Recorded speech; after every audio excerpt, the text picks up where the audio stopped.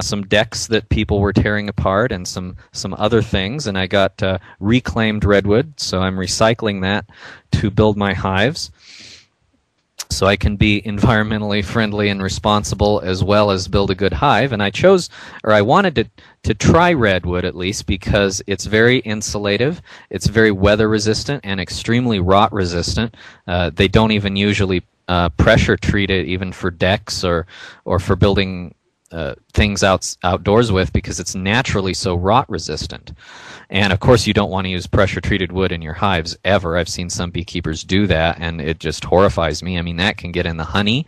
It can affect the bees. It can affect, if it gets in the honey, it affects everyone who eats it, and that's at least the chemical they were using was a form of arsenic. I believe that has been changed now and they're using a different one, but I wouldn't trust it anymore. So we're coming up on our hour, actually, so I'm going to just finish up real quick here, and then we're going to do, I'm just going to go ahead and do part 2 next week, because I think this is something a lot of people are really interested in. And actually, let me give you the link if you want to know more about the Warre Hive. Here it is.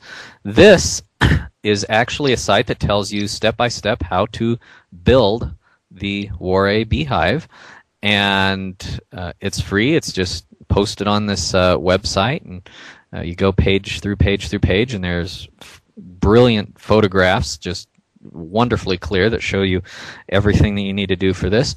And then there's a special floorboard, and I'm actually thinking of adapting the floorboard so I can put a mesh bottom board on it, because Warre, when he lived, they weren't having as much trouble with mites, and a floor with covered with mesh instead of a solid wood floorboard can be advantageous for dealing with mites, because bees will actually brush them off of each other or pick them off, like monkeys picking lice off of each other, and throw them down to the bottom of the hive.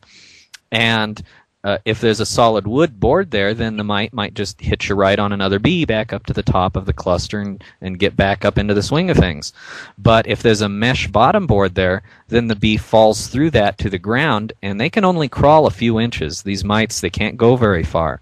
So if it falls to the ground, it's lunch for an ant or another critter, or it just dies and nourishes the soil, and it doesn't get back up into your hive. So that's one advantage that I'm looking at to help the bees control the mite populations naturally. In fact, they're saying if you have a hive, you're going to have mites at some point, and it's virtually impossible to never ever have a mite because they're everywhere. It's like some scientists now are saying everybody has viruses in them right now that could potentially kill them. The difference between us and someone who's dying from them is that we have strong enough immunity that we're not succumbing to it. So it's a similar situation. And so I want to help the bees to naturally control that mite population and give them advantages that are more like a bee tree in nature, and that way I don't have to hopefully treat them at all, or if I have to treat them, I'm going to use something organic, of course, and non-toxic, but I'm going to try to avoid treating them with anything at all and just use cultural controls or environmental controls. Just set it up where it's a self-sustaining system. And so I like this Warre hive, so I hope you check it out, especially if you're thinking about beekeeping or if you're already a beekeeper. The more we can learn and advance, why keep doing something just because it's always been done that way? If we can find a better way, let's go with the better way.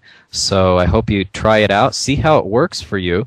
It may work differently for people in different climates. And by the way, the hive is not the ultimate be-all, end-all answer to everything. It's one of several things that I'm going to be using to help the bees be as healthy as possible. But I think it's one important piece of the puzzle. So don't think just because you use a great hive, oh, now I can't have any problems. It's powerful, but it's not that powerful. And some people still lose colonies in Warre hives. One fellow had it buried in snow for 6 months. He lives pretty far north, and the bees just kind of a combination of freezing to death and suffocation, and he lost that hive. But so there are still things that can happen, of course, but it's what I think is a better hive and a more advantageous hive for the bees. And then if you add to that more things to help the bees, then the more you do, just like with the human body, the more you do to help it, the better shape it's going to end up being in, and the stronger you're going to be.